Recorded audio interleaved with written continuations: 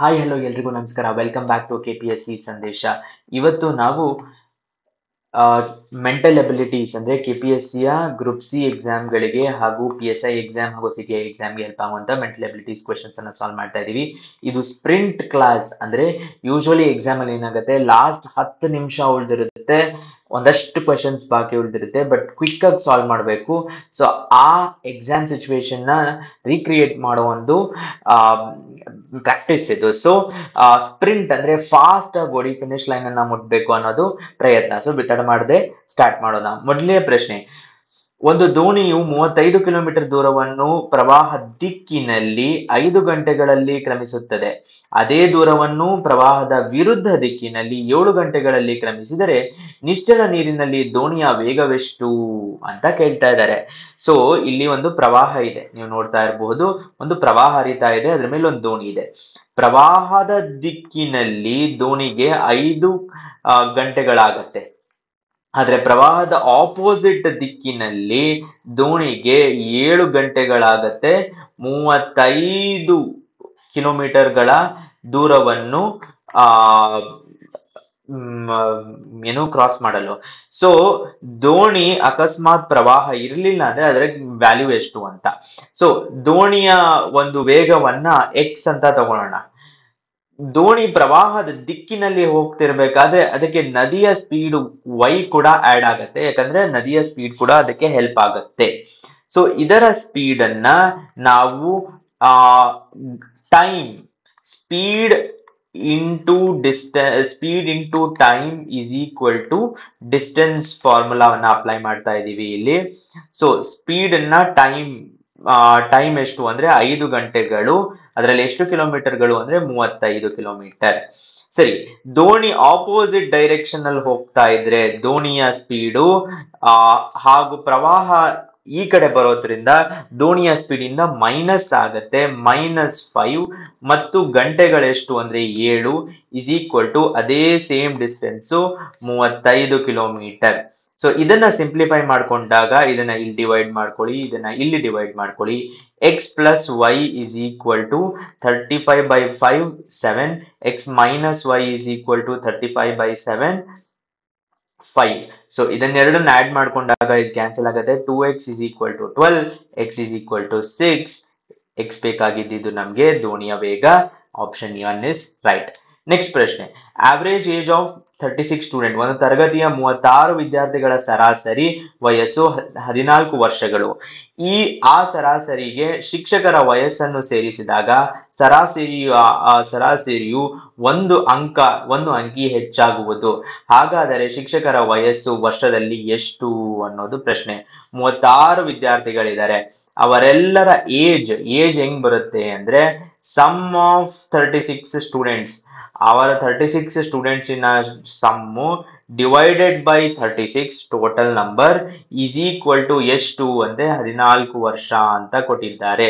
So ಇದು 14 ಆಗತ್ತೆ.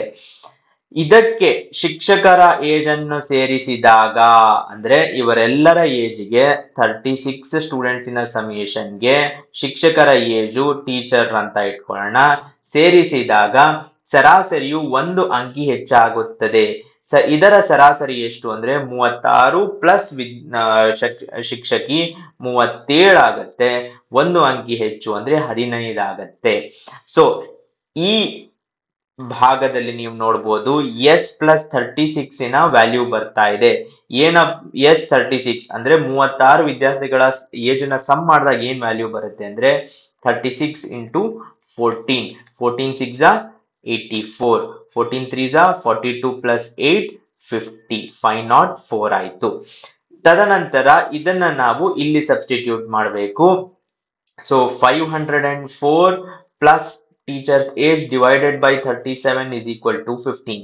ಹಾಗಾದ್ರೆ ಟೀಚರ್ಸ್ ಏಜ್ ಎಷ್ಟು ಅಂತ ಅಂದ್ರೆ 37 ಇಂಟು 15 ಮೈನಸ್ 504.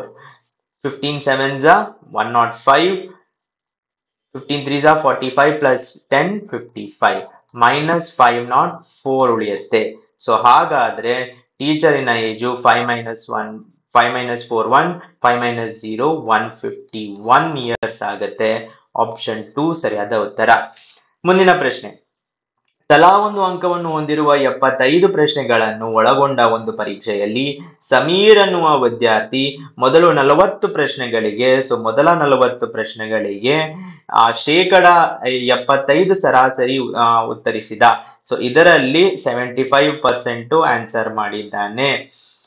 ಒಟ್ಟು ಪ್ರಶ್ನೆಗಳಲ್ಲಿ ಶೇಕಡ 80% ಪಡೆಯಲು ಅವನು ಉಳಿದ ಶೇಕಡ ಸರಿಯಾಗಿ 35 ಪ್ರಶ್ನೆಗಳಲ್ಲಿ ಅಂದಾಜು ಎಷ್ಟು ಶೇಕಡ ಸರಿಯಾಗಿ ಉತ್ತರಿಸಬೇಕು. ಸೊ ಪ್ರಶ್ನೆ ಇರೋದೇನು ಅಂದ್ರೆ, ಫಸ್ಟ್ ಎಕ್ಸಾಮ್ ಪಾಸ್ ಆಗಲು ಬೇಕಾಗಿರೋದು ಸ್ಕೋರ್ ಎಷ್ಟು ಅಂದ್ರೆ 80%. 80% ಆಫ್ 75 ಕ್ವೆಶನ್ಸ್ ಅಂದ್ರೆ 80 by 100 into 75 ಅಂತ ತಗೊಳ್ಳೋಣ. 25 3s are 75, 25 4s are 100, 4 1s are 4 2s are 8 20 into 3 60 marks ಬರಬೇಕು ಅವನಿಗೆ. ಮೊದಲ ಭಾಗದಲ್ಲಿ ಎಷ್ಟು ಬಂದಿದೆ ಅಂದ್ರೆ 75% ಆಫ್ ಫಸ್ಟ್ 40 ಕ್ವೆಶನ್ಸ್ ಅಂದ್ರೆ 75% ಅಂದ್ರೆ ಏನಾಗುತ್ತೆ 3/4 ಅಂತ ಆಗುತ್ತೆ. 75% ನಾವು ಫ್ರಾಕ್ಷನ್ ಅಲ್ಲಿ ಕನ್ವರ್ಟ್ ಮಾಡಿದಾಗ 3/4 ಇಂಟು 40 ಪ್ರಶ್ನೆಗಳು 40 4 1s 4 10s 30 ಕ್ವೆಶನ್ಸ್ 60 ಪಾಸ್ ಮಾರ್ಕ್ಸಿನಲ್ಲಿ 30 ಕ್ವೆಶನ್ಸ್ ಫಸ್ಟ್ 40 ಕ್ವೆಶನ್ ಅಲ್ಲಿ ಬಂದಾಯ್ತು. ಇನ್ನ ಮುಳಿದ 35 ಕ್ವೆಶನ್ ಅಲ್ಲಿ ಎಷ್ಟು ಬರಬೇಕು ಅಂತ ಅಂದ್ರೆ ಮೊದಲ ಪಾರ್ಟಿನಲ್ಲಿ 30 ಬಂದಾದಾಗ ಇನ್ನುಳಿದ ಪಾರ್ಟ್ ಅಲ್ಲಿ ಎಷ್ಟು ಬರಬೇಕು ಮತ್ತೆ 30 ಬರಬೇಕು. ಸೊ 35 ಪ್ರಶ್ನೆಗಳಲ್ಲಿ 30 ಪ್ರಶ್ನೆಗಳು ಸರಿಯಾಗಬೇಕು. ಹಾಗಾದರೆ ಅದರ ಶೇಕಡ ಪರ್ಸೆಂಟೇಜ್ ಎಷ್ಟು ಅಂದ್ರೆ 30/35 into 100.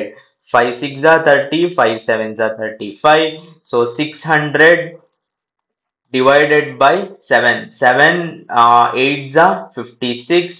40 ಉಳಿತು. 7 7s are 49. 7 6s are 42. 7 5s are 35. 5 ಉಳಿತು. 0.0. ಸೊ 85 ಹತ್ತತ್ರ ವ್ಯಾಲ್ಯೂ ಯಾವುದು ಅಂದ್ರೆ 86 ಸರಿಯಾದ ಉತ್ತರ. ನೆಕ್ಸ್ಟ್ ಪ್ರಶ್ನೆ. A batsman scored 100 runs in his first 20th innings and his average increased by 3 runs. What is his average after 20th innings? ಒಬ್ಬ batsman 20ನೆಯ innings ಆಡಿದ ಮೇಲೆ ಅವನ ಸ್ಕೋರು 3 ರನ್ ಇನ್ಕ್ರೀಸ್ ಆಯಿತು. ಸೊ 17 ಇನ್ನಿಂಗ್ಸಿನ ಸ್ಕೋರು ಪ್ಲಸ್ 20ನೇ ಇನ್ನಿಂಗ್ಸಿನ ಸ್ಕೋರು ಡಿವೈಡೆಡ್ ಬೈ 20 ಇನ್ನಿಂಗ್ಸಿನ ಸ್ಕೋರು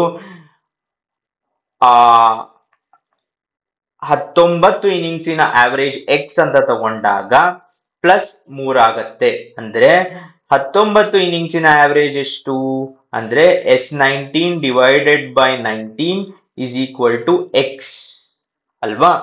ಸೊ 19 ಇನ್ನಿಂಗ್ಸಿನ ಸಮೇಶನ್ ಡಿವೈಡೆಡ್ ಬೈ 19 ಎಕ್ಸ್ ಆಗುತ್ತೆ. ಹಾಗಾದ್ರೆ 19 ಇನ್ನಿಂಗ್ಸಿನ ಸಮ್ಗೆ 100 ಸೇರಿ ಡಿವೈಡೆಡ್ ಬೈ 100 ಮಾಡಿದ್ರೆ ಎಕ್ಸ್ ಪ್ಲಸ್ 3 ಆಯ್ತು. ಸೊ ಈ S19 ಸಮ್ ಆಫ್ 19 ನಂಬರ್ಸ್ ಏನು ಅಂತ ಅಂದ್ರೆ 19x. ಸೊ ಇದನ್ನ ಇಲ್ಲಿ ಸಬ್ಸ್ಟಿಟ್ಯೂಟ್ ಮಾಡೋದು 19x plus 100 is equal to 20 into x plus 3. ಹಾಗಾದ್ರೆ 19x plus 100 is equal to 20x plus 60. ಇದನ್ನ ಈ ಕಡೆ ತಗೊಂಡು ಇದನ್ನ ಈ ಕಡೆ ತಗೊಂಡ್ಬಂದ್ರೆ 100 minus 60 is equal to 40, which is equal to 20 minus 19x. 20x minus 19x x. So x na value 40 ಆಯ್ತು. ಪ್ರಶ್ನೆ ಇರೋದು what is his average after 20th innings? ಏನಪ್ಪ ಅವನ average 20th innings ಅಂದ್ರೆ 40 plus 3, 43 is the right answer. Option 3 is right. So ಇದರೊಂದಿಗೆ sprint class 2 ಅಲ್ಲಿ ನಾವು ಬಹಳಷ್ಟು ಪ್ರಶ್ನೆಗಳನ್ನ ಸಾಲ್ವ್ ಮಾಡಿದೀವಿ. ಇದರಲ್ಲಿ ಬೇಸಿಕಲಿ ಪರ್ಸೆಂಟೇಜ್ ರಿಲೇಟೆಡ್ ಹಾಗೂ ನಾವು ಆವರೇಜ್ ರಿಲೇಟೆಡ್ ಕ್ವೆಶನ್ಸ್ ಅನ್ನ ಸಾಲ್ವ್ ಮಾಡಿದೀವಿ. ಮುಂದಿನ ಸ್ಪ್ರಿಂಟ್ ಕ್ಲಾಸ್ ಮತ್ತೆ ಸಿಗೋಣ. ನಿಮ್ಮ ಸಪೋರ್ಟ್ ಹೀಗೆ ಇರಲಿ. ಧನ್ಯವಾದ.